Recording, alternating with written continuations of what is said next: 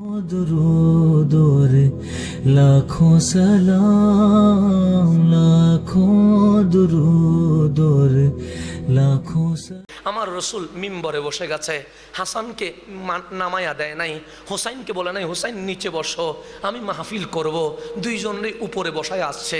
আজকে যদি আমি আমার ছেলেকে নিয়ে আসি, আমি কখনো ওকে কুলে বসাবো না, আমার কাঁধে বসাবো না, আমি বলবো বাবা অমুকের কুলে যাও, আমি একটু মাহফিল করি। কিন্তু কামলিওয়ালা কুল থেকে নামাই না, একজনের ডানে বসায় রাখছে, একজনের বামে বসায় রাখছে।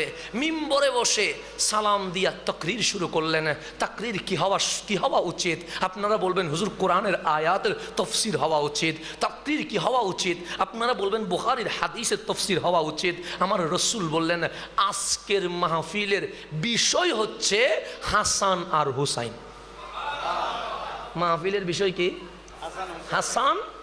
কে বলছে? রহমতুল্লিল। কোথায়? মসজিদে নববীর মিম্বরে। ডানে হাসান বসে আছে, বামে। এখন আমার রাসূল মাহফিল শুরু করছে। আতা রিফুনা হুমা, তোমাদের মধ্যে কেউ কি আছে এই দুইজনরে চিনে? সাহাবায়ে কেরাম চিনে না?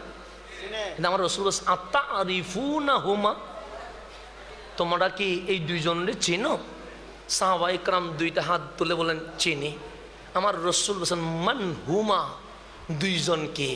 সাহাবায়ে কেরাম বলছে ইয়া রাসূলুল্লাহ, ডানে যেটা বসে আছে এটার নাম হাসান, বামে যেটা বসে আছে এটার নাম হুসাইন। এই দুইজন ফাতেমাতুজ জাহরার নয়নমণি, হযরতে আলীর শাহজাদা, আপনি নবীর নাতি। উত্তর কি বলেছে? 100তে? আমার রাসূল বলেন হয় নাই।